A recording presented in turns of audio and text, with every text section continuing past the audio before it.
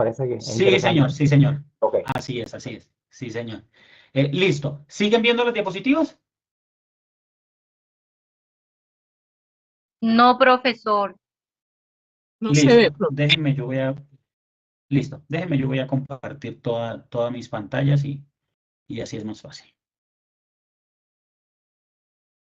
Sí, sí, no aparece la opción. Vale. Toda la pantalla. Compartir.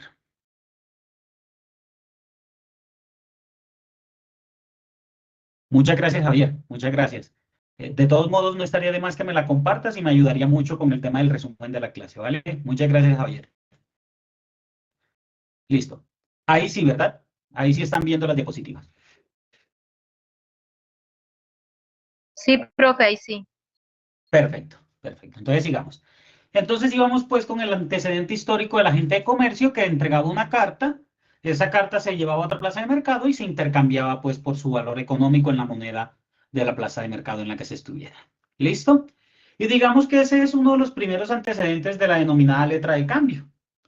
Uno de los primeros títulos valores. ¿Listo?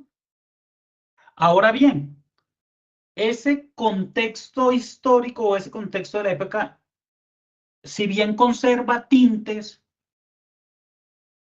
parecidos o conserva esa importancia a día de hoy, pues por el contexto económico, social, tecnológico en que nos encontramos, pues ha habido una evolución en ese sentido. Han surgido nuevos títulos valores para responder a otras necesidades, ya no solo la letra de cambio, tenemos el pagaré, tenemos el cheque, producto de las operaciones financieras, tenemos las acciones, tenemos los certificados de depósito, los bonos de prenda, la factura cambiaria, pero además de eso, tenemos que esos títulos ya no son solo documentos físicos, sino que además son títulos denominados desmaterializados y electrónicos, cuestiones que vamos a ver más adelante. Pero más que todo es para ejemplificar ese contexto, esa evolución con relación a los títulos valores. ¿Listo? Y actualmente los títulos valores siguen teniendo esa calidad de título de crédito que sirve para mover la riqueza entendida como la acumulación de activos. ¿Listo? Movimiento de la riqueza como acumulación de activos. ¿Listo? Entonces podríamos decir que actualmente la importancia de los títulos valores permite representar la acumulación de capital, movimiento de riqueza, representación de riqueza, transacciones rápidas y seguras y la conversión en el momento en que se necesite de ese título en dinero. Y yo les ponía el ejemplo la vez pasada del denominado certificado de depósito, de mi papá que sembraba arroz y podía ir a Sagún, dejar unos bultos de arroz en depósito, le entregaban un certificado en que le decía que en ese depósito habían 500 bultos de arroz. Y él con ese certificado de depósito iba a poder negociar esos 500 bultos de arroz con un intermediario, ese intermediario con la Olímpica con sus clientes, perdón, con la Olímpica, y la Olímpica, no más con el título, podía ir al depósito y decir, mire, yo soy el propietario de estos, yo soy el titular del derecho contenido en este certificado de depósito, entrégueme esos 500 bultos de arroz. Y para ello no tenía que mi papá coger 1.200 mulas o 1.000 mulas, cada una con 2 bultos de arroz, llevarlos a Barranquilla e ir a negociar, sino que simplemente el certificado de depósito. ¿Listo? Hay, digamos que una manera de hacer más sencillas las transacciones y el movimiento de la riqueza. Porque esos bultos de arroz constituyen riqueza, pero esa riqueza está representada en ese título valor. Listo. Entonces, ¿qué otra importancia práctica o qué importancia práctica tienen los títulos valores actualmente? ¿Por qué? No solo en términos de estudio jurídico, sino en términos económicos sociales, jurídicos, económicos y sociales. Primero, la seguridad en el traslado de la riqueza. No es lo mismo transportar en la época, en el medioevo, 100 monedas de plata o actualmente transportar 100 millones de pesos que transportar un título valor en el cual esté contenido ese derecho. ¿Listo? Pero además de eso, ¿qué otra importancia práctica? La eficacia en los mecanismos para la realización del derecho. ¿Y qué significa eso? Que quien tiene el título valor, el ordenamiento jurídico le ha brindado unas herramientas para que ese valor, para que ese derecho allí contenido se materialice. Primero, le ha indicado la manera como debe constituirse el título. Segundo, le ha indicado la manera como debe presentar su título para que el obligado satisfaga ese derecho, entre a satisfacer ese derecho. Y tercero, en caso de que ello ocurra, le ha entregado las acciones de orden jurisdiccional para que él pueda obtener el cumplimiento forzoso de la obligación allí contenida. Entonces, una primera importancia práctica es la seguridad. Seguridad y la eficacia. ¿Listo? ¿Qué Profe, otra importancia práctica tiene? profe, La certeza. depende, Sí, adelante, adelante. el atesoramiento o la acumulación de riqueza, porque también usted puede atesorar por títulos la finca raíz. Sí, señor, totalmente, totalmente. Yo puedo celebrar un negocio jurídico respecto de un inmueble y que ese negocio jurídico esté garantizado en un título valor. Totalmente. Tiene toda la razón la acumulación de riqueza. Yo podría ser, entre comillas, rico y no tener un peso, no tener un billete o no tener una moneda, pero acumular riqueza a través de títulos valores. ¿Listo? Además, ¿qué importancia práctica tienen? La certeza en el conocimiento del derecho y quién está llamado a satisfacerlo. ¿Listo? El título valor lo vamos a ver ahorita cuando hablemos de las características. El título valor me indica a mí qué derecho está ahí incorporado y quién es el llamado a satisfacerlo. Y yo a partir de ahí sé cómo hacer valer ese derecho. ¿Listo? Además, el título valor es una manifestación de voluntad unilateral. Ocurre mucho con la letra de cambio. Se advierte mucho en la letra de cambio y el pagaré. La letra de cambio y el pagaré, uno de sus requisitos es la manifestación de pagar una suma de dinero. Yo me comprometo a pagar a favor de una determinada suma de dinero. Pero esa manifestación de voluntad es distinta al contrato. Porque en el contrato podrá haber otras obligaciones. Pero de esas obligaciones extrajimos una y la plasmamos en un título valor. Esa manifestación unilateral de voluntad. Por ejemplo, la realización de un contrato de mutuo. Te presto 10 millones de pesos y para garantizar ello, bueno, te presto 10 millones de pesos. Ese es un contrato real de mutuo, clase de bienes. ¿Listo? Contrato real de mutuo, el que se perfecciona. El contrato real es el que se perfecciona con la entrega de la cosa. En este caso, el dinero. Mira, yo te presto los 10 millones de pesos. Aquí está el dinero, aquí están los 10 millones de pesos. Se perfeccionó el contrato. ¿Cuál era mi obligación como mutuante? Entregar la suma de dinero. ¿Cuál es la obligación del mutuario? Restituirla en el plazo que hayamos acordado. Pero para garantizar esa obligación, esos 10 millones de pesos, para saber que yo tengo un crédito respecto a ti de 10 millones de pesos, tú me vas a firmar esta letra de cambio. Y vamos a acordar que me la vas a devolver en 12 meses y que durante esos 12 meses me vas a pagar intereses de plazo. Y que si dentro de los 12 meses no me pagas, me vas a pagar intereses de mora a partir del incumplimiento. Y que si te atrasas con los intereses de plazo, yo puedo hacer efectiva esa obligación en ese mismo momento. ¿Listo? Esas son las condiciones del contrato de mutuo. Pero de ese contrato de mutuo Profe, extrajimos la obligación de pagar del mutuario y la incorporamos, esa obligación, ese crédito, lo incorporamos en una letra de cambio. ¿Alguien quería decir algo? profe, Pero ahí también cabe el contrato, o sea, el título como prenda, ¿cierto?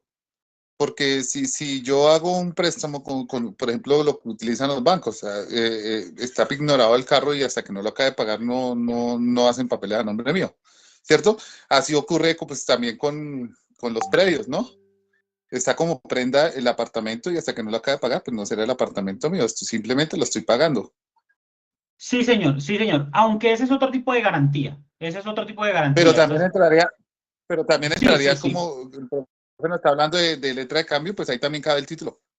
Sí, sí, sí, señor. Ese es otro tipo de garantía que se constituye a través de otro título. En este caso no sería un título valor, sino un título ejecutivo. Por ejemplo, en el caso de la hipoteca, yo le presto el dinero para pagar la casa, pero la casa entonces va a quedar como garantía de esa obligación. La misma casa que usted compró va a quedar como garantía de esa obligación y ese título ese título hipotecario se constituye a través de escritura pública. Solo que la escritura pública no tiene la calidad de título valor, sino de título ejecutivo, ¿vale? Lo vamos a ver también más adelantico, diferencia entre título valor y título ejecutivo. ¿Listo? Bueno, sigamos, pero buen apunte, ¿vale? Listo. Entonces, digamos que esa manifestación unilateral de voluntad, si bien puede provenir de un contrato, se diferencia del contrato mismo. Y esto tiene que ver con la característica que vamos a hablar ahorita de los títulos valores de la autonomía, ¿vale? Y esa manifestación de voluntad unilateral tiene tres características. Uno, es irrevocable. Yo me comprometo a pagar. Yo me comprometo a pagar una determinada suma de dinero, los 10 millones de pesos del contrato de mutuo. Y posteriormente no puedo decir, no, ya yo no quiero que ese contrato de mutuo esté garantizado con esa letra de cambio. Ya yo no quiero eso. Hagamos otra cosa. Yo tengo una moto, entonces mejor pongamos una prenda. Hagamos un título de prenda a favor de mi acreedor y ya yo no quiero pagar. No. Esa manifestación de voluntad es unilateral. Además de que esa manifestación de voluntad es incondicional. Es incondicional. ¿Listo? Además, esa manifestación de voluntad es impersonal. Porque yo estoy obligado a pagar al tenedor de ese título valor. Y puede que el tenedor de ese título valor haya sido quien me prestó el dinero, con quien yo celebré, por ejemplo, en el caso que estamos hablando, el contrato de mutuo, o sea, una persona a la cual ese contratante inicial le transfirió ese derecho. Le transfirió ese derecho. Por ahora se los adelanto, pero ese derecho lo transfiere a través de la figura del denominado endoso. ¿Listo? Entonces, es impersonal. Yo estoy obligado a pagar. Estoy obligado a pagar a quien sea un tenedor legítimo del título y me lo presente. Y que se hayan cumplido las condiciones allí, perdón, y que se hayan cumplido las condiciones o los plazos allí contenidos. ¿Listo? Y además esa manifestación de voluntad unilateral es abstracta. Es decir, Profe, esa disculpe, este adelante. contrato es lo que comúnmente se conoce como un préstamo de consumo, ¿sí? El préstamo Donde, de consumo, así es. sí, Mutuo ¿cierto? o Donde préstamo de una de las consumo. partes llamada mutuante y la otra mutuario. Así es, así es. Distinto del comodato, que el comodato no es un préstamo de consumo, sino un préstamo de uso. A mí me prestan o me ceden ese atributo de la propiedad que es el ius utendi. Recuerden que los atributos los atributos de la propiedad son el uso, el goce y la disposición. En este caso me ceden el uso. En el comodato, distinto al mutuo, en el comodato me ceden el uso y yo estoy obligado a restituir la cosa en iguales condiciones a las que me la entregaron. Pero sí, el contrato de mutuo es un contrato de uso distinto del comodato, que es un contrato, perdón, el contrato de mutuo es un contrato de consumo, porque a mí me prestan una cosa de género, como el dinero. El dinero es un bien de género distinto de los bienes de cuerpo cierto. Entonces a mí me prestan el dinero y yo estoy obligado a restituirlo en igual cantidad, pero no los mismos billetes. ¿Listo? Por eso es un préstamo de consumo. ¿Vale? Entonces decíamos que esa manifestación de voluntad contenida en el título valor también es abstracta. ¿Listo? Porque puede ser transferido. Miren que por el hecho de ser impersonal, de que yo tengo que pagar a quien me presente el título, eso también se relaciona con el tema de la abstracción. Porque ese título valor se puede transferir, se puede negociar con terceros sin incidencia en el negocio causal. Lo vamos a ver ahorita. Y yo posteriormente yo no puedo decir, ah, no, pero es que yo no le firmé esa letra a usted. Yo se la firmé, fue a su Y hermano. sigue siendo exigible. Sigue siendo exigible, sí, señor. Bueno, la exigibilidad va a depender del plazo o la condición contenida. ¿Listo? Pero sí, sí. En el momento en que se cumple el plazo o la condición, va a ser exigible a favor del legítimo tenedor del título. ¿Vale? Seguimos entonces. Entonces, es abstracta esa manifestación de voluntad porque se puede transferir a terceros sin tener incidencia el negocio causal inicial. ¿Listo? Seguimos. Entonces tenemos, perdón, ahí me equivoqué en el artículo es el 619, no es el 819. Entonces el Código de Comercio nos dice que los títulos valores son documentos, y yo se los decía en la clase anterior que tuvieran muy en cuenta esas palabras que están ahí subrayadas en la diapositiva porque digamos que el Código de Comercio utiliza para definir el título valor sus características. Todas esas que están ahí, esas 6 son características del título valor. Casi siempre se habla de necesidad, legitimación, literalidad, autonomía e incorporación. Pero a mí me parece muy importante también tener en cuenta que el título valor es un documento. ¿Listo? Entonces nos dice el Código de Comercio que los títulos valores son documentos necesarios para legitimar el ejercicio del derecho literal y autónomo que en ellos se incorpora. Y además de que utiliza sus características para definirlo, también los clasifica. Dice que pueden ser de contenido crediticio, corporativos o de participación, y de tradición o representativos de mercancías. ¿Listo? Entonces tenemos que el título valor incorpora un derecho de crédito. Incorpora un derecho de crédito. Recuerden que derecho de crédito es lo mismo que derecho subjetivo. Y que derecho subjetivo es lo mismo que obligación. Y yo se los comentaba también. Piensen en el concepto clásico de obligación, de la posibilidad que en virtud de una obligación jurídica tiene el acreedor de solicitar del deudor la realización de una conducta que puede ser de dar, hacer o no hacer. ¿Listo? Entonces, el título valor me incorpora un derecho de crédito, un derecho subjetivo, una obligación. Es decir, algo que en virtud de esa relación jurídica yo puedo exigir de alguien. Y además,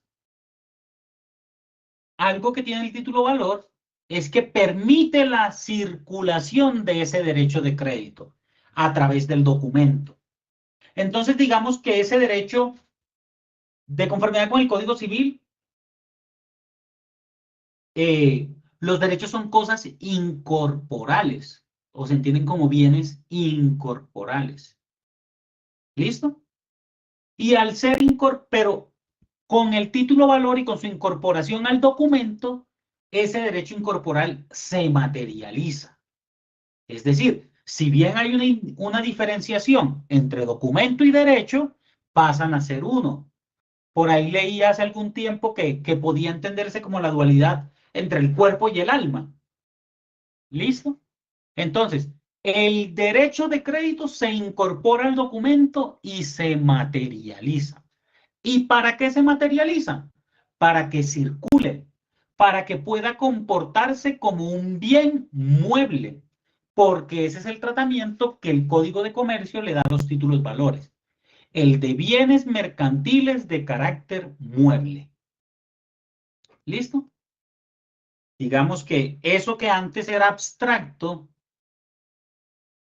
pasa a ser material. ¿Vale? Denme un momento, por favor. Pero ya por lo menos la letra de cambio, ya que es una de las que más circula o circulaba, ya está extinguiéndose. Precisamente por las nuevas dinámicas y nueva cultura que está saliendo alrededor de los títulos valores. Sí, señor, el tema de la desmaterialización de los títulos o el tema de los títulos electrónicos. Digamos que si bien aún resultan aplicables las características propias del título valor del cual se trate, yo también considero lo mismo, que va a haber una evolución tal que va a mutar totalmente la figura. Podrá existir o podrán seguir siendo aplicables las reglas de los títulos valores clásicos, pero yo creo que va a terminar creándose una figura autónoma del título valor relacionado con bueno, más que con su desmaterialización, relacionado con el título valor de orden electrónico. Porque bueno, Sería la una factura, reconfiguración, doctor. una reconfiguración, esa es una muy buena palabra. Lo Sí, que señor. pasó con la factura cambiaria, que ahora es factura cambiaria, que puede ser física, pero también puede ser electrónica. Pero yo creo que la evolución va a conllevar a que exista o a que eso derive en una figura autónoma de título valor, me parece a mí. ¿Listo? Bueno, sigamos. Entonces, Para íbamos que en se el registren, hecho. profe, para que se registren porque hay gran cantidad de dinero que se mueve por fuera de los bancos y Claro, las entidades del sí, Estado. señor, que además de eso tiene un interés, además de eso tiene un interés del Estado a efectos pues de controlar mejor lo que es las cuestiones fiscales, totalmente. Incluso eso se había intentado con el Código General del Proceso, porque el Código General del Proceso obliga que cuando se ejercita la acción ejecutiva o la acción cambiaria, pues el juzgado tiene que dar cuenta a la DIAN del título valor para que la DIAN evalúe si tanto acreedor como deudor tienen obligaciones de orden fiscal. ¿Listo? Pero entonces sí, también tiene que ver con eso, con el tema de controlar ese tema fiscal. ¿Vale? Listo. Claro esto, entonces, seguimos. Entonces yo les decía que para mí tenía mucha importancia el título valor como documento. Y cuando uno piensa en documento, uno piensa en un concepto de orden probatorio. Porque la definición general de documento, una definición sencilla de documento es la representación gráfica de un hecho. En el caso de los títulos valores será la representación gráfica de un derecho. ¿Listo? Y el documento, ese contenido, va a ser distinto al derecho incorporado. El derecho incorporado está ahí representado. Entonces, cuando un agente de tránsito realiza un croquis de un accidente, ese croquis y ese informe de tránsito es un documento que representa un hecho. Entonces él está diciendo, el sujeto A se dirigía en dirección norte-sur, el sujeto B se dirigía en dirección sur-norte, el sujeto A invadió el carril del sujeto B, lo impactó, desplazó tal vehículo en tal dirección, este vehículo quedó en esta condición. Miren cómo ese documento es una representación gráfica no solo de un hecho, de varios hechos. ¿Listo? Y por lo tanto los documentos, aquí estamos hablando de los documentos en términos generales, no de los títulos valores como documentos, sino de los documentos en generales para que así luego sea más fácil entender la idea de título valor como documento. ¿Listo? Entonces ese título valor como documento es producto de la actividad humana, del intelecto humano. Y el creador del documento, a través de su intelecto, a través de su entelequia, entonces plasma esa representación en ese contenido. ¿Listo? Entonces será documento lo que es producto de la actividad humana en aras de esa representación gráfica. Es una cuestión artificial, si se quiere. Por lo tanto, un CD en blanco no es un documento. Una hoja en blanco no es un documento porque ahí no hay ese ejercicio intelectual de plasmar la representación gráfica de ese hecho en ese contenido denominado papel, denominado CD-ROM. ¿Listo? Entonces, primera característica del documento: es un producto de la actividad humana, es un producto del intelecto humano. Pero además de eso, al ser representativo, es fuente de conocimiento y por eso tiene carácter probatorio. ¿Listo? Por eso tiene carácter probatorio, porque es fuente de conocimiento. De ese documento, volvemos al informe del policía de tránsito, yo puedo extraer pruebas acerca de la ocurrencia de un hecho. Con mayor o menor grado de precisión, pero eso es una discusión para otra materia, no para esta. Eso es una discusión de derecho probatorio, y para eso les recomiendo mucho leer respecto de la convicción probatoria a los dos Jordi, a Jordi Nieva Fenol y a Jordi Ferrer Bertrán, o al maestro Michele Tarufo. Pero bueno, eso es una discusión de derecho probatorio. Pero lo que podemos decir entonces es que es fuente de conocimiento, que ese documento es fuente de conocimiento, que de ahí yo puedo extraer unas conclusiones más o menos precisas. ¿Listo? Y que esos documentos son signos permanentes. Pero como hablamos de documentos, no podemos decir que son solo escritos. El documento puede ser escrito, oral, gráfico, manuscrito, impreso. Puede estar en lenguaje natural, lenguaje que nosotros entendemos, o puede estar en lenguaje codificado. El código binario, por ejemplo, o los denominados mensajes de datos. Todos esos son documentos. Y además pueden estar en cualquier tipo de soporte. Pueden ser gráficos, pueden ser sonoros, pueden ser audiovisuales, pueden ser electrónicos. Lo indica el artículo 243 del Código General del Proceso. Dice el artículo 243. Son documentos los escritos, impresos, planos, dibujos, cuadros, mensajes de datos, fotografías, cintas cinematográficas, discos, grabaciones magnetofónicas, videograbaciones, radiografías, talones, contraseñas, cupones, etiquetas, sellos y en general, quédense en esto, y en general, todo objeto mueble que tenga carácter representativo o declarativo, representativo hecho, declarativo derecho, y las inscripciones en lápidas, monumentos, edificios o similares. Miren entonces ese margen amplio de lo que puede ser considerado un documento, sin importar si es escrito, oral, gráfico, manuscrito, impreso, y sin importar el tipo de soporte, si es gráfico, sonoro, audiovisual o electrónico. Pero los títulos valores entonces... Sí, disculpe. Profesor, qué pena, ¿podría darnos como un ejemplo de qué título valor podría de pronto llevar un soporte así de este tipo, de gráfico, sonoro, audiovisual? ¿Algún ejemplo que nos pueda dar? Bueno, esto que les estoy comentando más que todo es para cuando vayamos a hablar de los títulos valores electrónicos.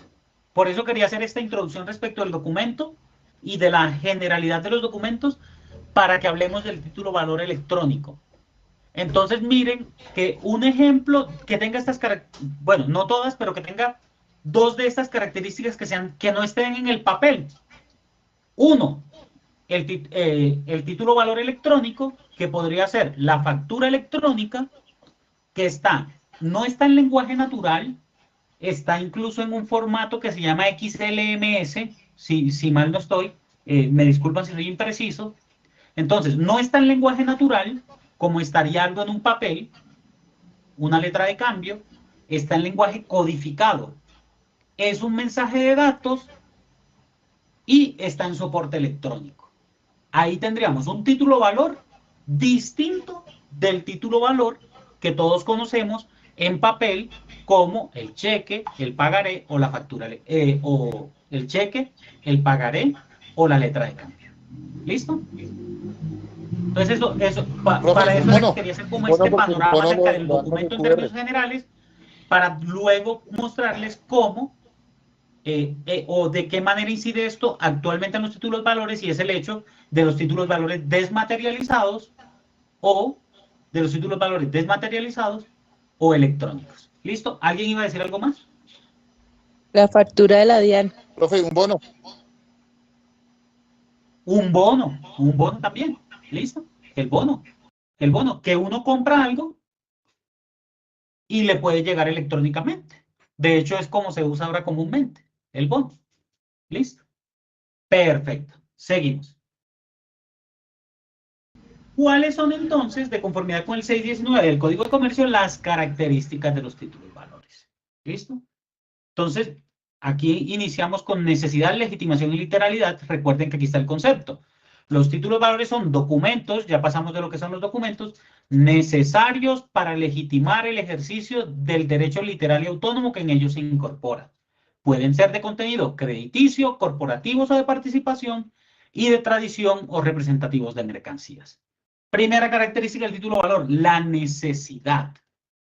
Y el Código de Comercio nos dice que son documentos necesarios para el ejercicio del derecho. ¿Cómo así que necesario? Que yo tengo que presentar el documento para poder ejercer el derecho, para poder reclamar el derecho. ¿Y a quién se lo tengo que enrostrar? Se lo tengo que enrostrar al creador del título, al que está llamado a responder por ese derecho, al que está llamado a satisfacer ese derecho. Volvamos al ejemplo del certificado de depósito. Mi padre entonces dejó el depósito, 500 bultos de arroz, en un depósito en Sagún, Córdoba, y negoció el título valor, negoció el certificado de depósito. ¿Listo? Y él vaya, la persona que es el legítimo tenedor luego de las distintas negociaciones sobre ese certificado de depósito y dice, mire, yo soy el titular del derecho aquí incorporado sobre 500 bultos de arroz. Vengo por ellos. Ahí está el camión. ¿Listo? Yo no puedo llegar y decir, no, llamen al señor cochero, que él sí me pasó el título, pero es que se me quedó. No. Ahí el acreedor, y esto qué importancia tiene, que ahí el deudor, en este caso, quien creó el título, que es el depósito, el establecimiento de comercio de depósito, quien creó el título no está obligado a satisfacer el derecho. Él puede solo satisfacer ese derecho cuando le presentan el documento. Por eso son documentos necesarios para reclamar el derecho que allí se incorpora. ¿Listo? Mientras no se presente el documento, el deudor no está obligado. Ahora, el título de valor podrá deteriorarse, podrá extraviarse, podrá perderse, y eso no quiere decir pues que el acreedor pierda su derecho. Solo que le toca dar más vueltas a través de un proceso que se llama reivindicación o reposición de títulos valores, contenido en el Código General del Proceso. Lo veremos más adelante también. ¿Listo? Cuando hablemos de las acciones, veremos el ejercicio de la acción cambiaria, veremos el ejercicio de la acción de enriquecimiento cambiario, y vamos también a hablar un poco de esta acción, la de reposición y reivindicación de títulos valores. ¿Listo? Segunda característica, la legitimación. ¿Y qué nos dice la legitimación?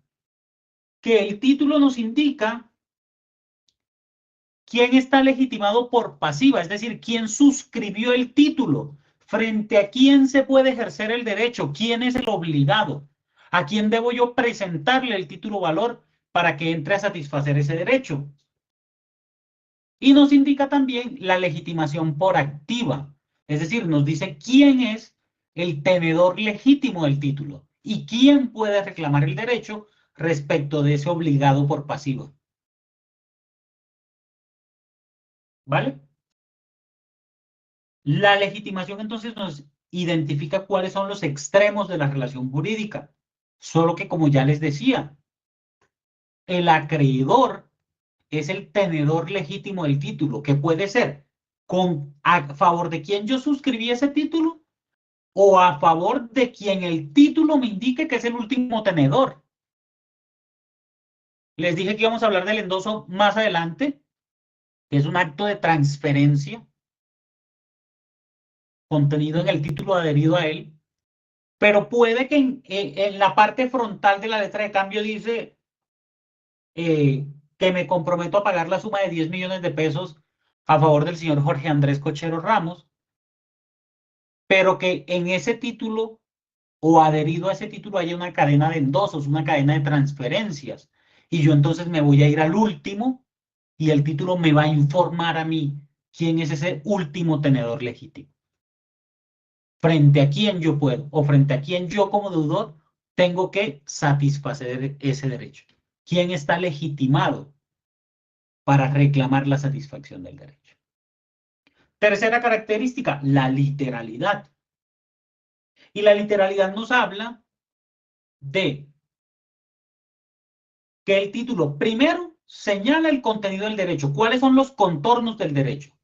Y lo que no está en el título ni existe ni tiene efectos jurídicos, salvo que lo supla la ley. ¿Listo? Entonces yo puedo decir que con relación a un título valor, si no se pactaron intereses remuneratorios, la obligación contenida en el título valor, si no se pactaron intereses remuneratorios, yo no puedo cobrar ese tipo de intereses. O que si se pactaron intereses moratorios, pero no se dice la tasa, entonces el Código de Comercio me indica que será 1,5 veces el interés bancario corriente. ¿Listo? Pero más allá de eso, lo que no esté en el título no existe y no tiene efectos jurídicos. Si no se pactaron intereses remuneratorios respecto a una obligación, entonces yo no puedo cobrar esos intereses. ¿Listo? La literalidad me dice cuáles son los contornos del derecho. Qué sí y qué no contiene ese derecho. Y eso está definido por las partes. ¿Listo? Y en atención a ese contenido, a esos contornos del derecho, entonces el título legitima y obliga solo a su contenido. Solo a su contenido. Y uno de esos ejemplos de la literalidad del título es que el título también me informa a través de los endosos acerca de la legitimación. ¿Listo? Acerca de la legitimación. ¿Vale? Disculpe, Adelante. en estos casos, muchos compañeros se preguntarán, pero si firman el título en blanco, está la carta de instrucción, que ahí sí debe estar contemplado eso, ¿cierto? Sí, señor. Sí, señor. Lo vamos a ver más adelante en títulos valores con cartas de instrucciones. Pero, sin embargo, puede que, por eso decía que no solo que esté, cuando me refiero a contenido en el título, puede ser en el mismo título o adherido a él en un documento pues que complemente el título. En este caso, la carta de instrucciones. Si en el título no lo dice porque está en blanco, pero en la carta de instrucciones me da facultades para el cobro de intereses, para yo llenar ese espacio en blanco, por ejemplo, de los intereses remuneratorios con los que se deban hasta ese momento, la carta de instrucciones me autoriza para yo poner ahí intereses remuneratorios a determinada tasa. ¿Listo? O tal valor por los intereses remuneratorios causados entre tal y tal época. Totalmente de acuerdo, así es. ¿Listo? Cuarta característica, la autonomía. Lo que les comentaba ahorita, el título valor nace de una relación obligacional, nace de un negocio jurídico, nace de un contrato. Pero luego, cuando ese derecho de crédito sale de esa obligación, sale de esa relación obligacional y se plasma en el título, entonces ese título obliga por sí mismo. Y era lo que yo les decía, yo no puedo entonces después decirle, no, es que yo no le voy a pagar, porque es que yo no le firmé ninguna letra a usted. Yo se la firmé, fue al señor Jorge Cochero. Yo no le firmé ninguna letra a usted y por eso yo no le voy a pagar. No. Si bien esa relación obligacional, por ejemplo, ese contrato de mutuo que yo celebré con mi deudor, lo hicimos los dos, Luego, entonces, cuando empieza a circular ese derecho, cualquier persona puede reclamarlo siempre y cuando sea tenedor legítimo. Y yo no puedo escudarme en ese negocio causal.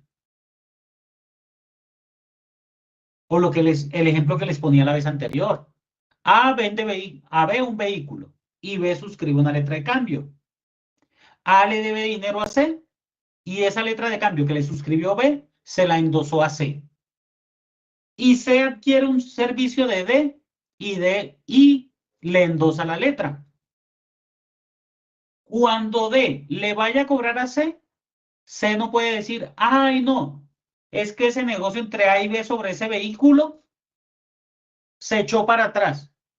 O ese negocio sobre ese vehículo, yo creo que B le incumplió a A y primero hay que resolver eso. No. Una vez ese derecho está incorporado en el título, ese derecho obliga por sí mismo. ¿Listo? Por eso les decía ahorita y les insistí ahorita. El título es distinto del contrato. El título es distinto de la relación negocial inicial. ¿Vale? Porque es que en el contrato puede haber muchas obligaciones. Muchas obligaciones. Pero esa que se plasmó en el título obliga por sí misma. ¿Listo? En algún momento vamos a ver cuando yo sí puedo, como deudor, presentar excepciones o escudarme en ese negocio causal para cumplir, perdón, para no cumplir el derecho o la obligación allí contenida. Suceden los casos en que quien me está demandando o que las partes del proceso son las mismas que celebraron el negocio jurídico, o cuando el tenedor legítimo del título no es tenedor de buena fe exenta de culpa, pero lo vamos a ver más adelante. ¿Listo? En esos dos casos, sí podría entonces yo alegar las que se denominan excepciones derivadas del nexo causal, pero lo vamos a ver cuando hablemos de cuando hablemos de la acción cambiaria y de las obligaciones, cuando hablemos de la acción cambiaria y de las excepciones provenientes del nexo causal o relacionadas con el negocio causal. ¿Listo? A eso se refiere la autonomía, entonces. Alguien que tenga por ahí o en el computador un código de comercio que nos lea el 627 para hablar de esta característica de los títulos valores o para mirar cómo está consagrada en el código de comercio. 627 del código de comercio.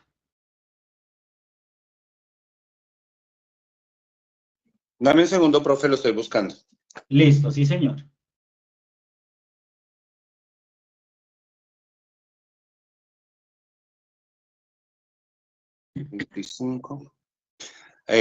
Aquí está. Autonomía de la obligación de cada suscriptor. Artículo 627. Todo suscriptor de un título valor se obligará autónomamente las circunstancias que invaliden la obligación de alguno o algunos de los asignatarios no afectarán las obligaciones de los demás. Así es. Entonces, si hay varios obligados en un pagaré, este es otro tipo o esta es otra manera de ejemplificar lo que es la autonomía. Si hay varios suscriptores de un título valor, pero respecto de uno de ellos hay una causal de nulidad respecto a esa obligación, ello solo opera para ese suscriptor, no opera para los demás. Este es otro ejemplo de la autonomía de los títulos valores.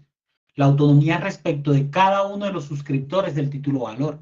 Sucede mucho también con el incumplimiento en algunos casos, y eso tiene que ver con los negocios mercantiles. Cuando se obliga a la suscripción de acciones y uno de los socios no la suscribe, eso no desobliga a los demás socios de cumplir con sus obligaciones. ¿Listo? Esto tiene que ver con la autonomía del título. ¿Listo? Y la última característica tiene que ver con la incorporación. Y digamos que es la característica que nos hace pensar en los títulos valores como bienes muebles o bienes muebles mercantiles. ¿Listo? ¿Y por qué son bienes muebles mercantiles los títulos valores?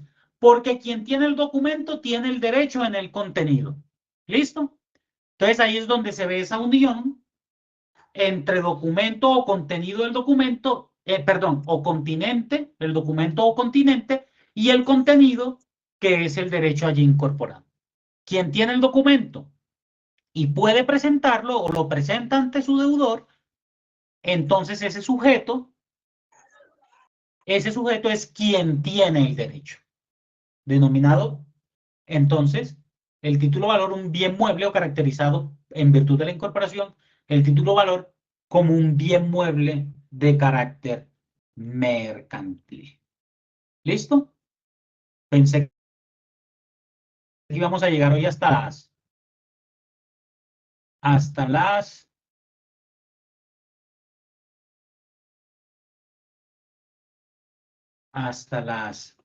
clasificación, pero no, dejemos hasta ahí para que después no nos toque cortar el tema de la clasificación.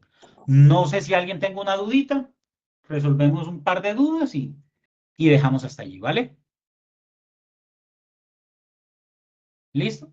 Entonces, bueno, si no hay dudas o mientras van pensando, muy importante entonces tener en cuenta que los títulos valores son documentos y que como son documentos, estos documentos, o que estos documentos, por característica general de los documentos, incluso desde el derecho probatorio mismo, no tienen que ser en papel o impresos, ni tampoco tienen que ser siempre en lenguaje natural, ni el soporte que contiene el hecho, contiene el documento, que contiene el hecho, perdón, ni el soporte que contiene el hecho o el derecho, tiene que ser siempre papel o tiene que ser siempre físico, sino que como pasa con los mensajes de datos y los títulos valores electrónicos, pueden estar codificados y pueden estar soportados de manera virtual. ¿Listo? Que esos títulos valores son documentos necesarios, para ejercer el derecho en el contenido. Sin documento no hay ejercicio del derecho. No quiere decir que no exista el derecho, pero no hay ejercicio del derecho. Ese derecho es literal, solo obliga a lo que allí está contenido. Es autónomo porque no depende del nexo causal. Tampoco depende de si de ese negocio causal surgió una causal de nulidad respecto a uno de los obligados, porque sigue obligando a los demás, por eso también es autónomo. El derecho literal y autónomo allí incorporado. Y es que quien tiene el título, quien tiene el documento, tiene el derecho. ¿Listo? Era más o menos lo que quería decirle y cómo ese artículo 619 del Código de Comercio da incluso para una clase de 1 hora, dado su contenido. O más de 1 hora porque nos quedó faltando lo del tema de las clasificaciones. ¿Alguien quería decirme algo? Listo.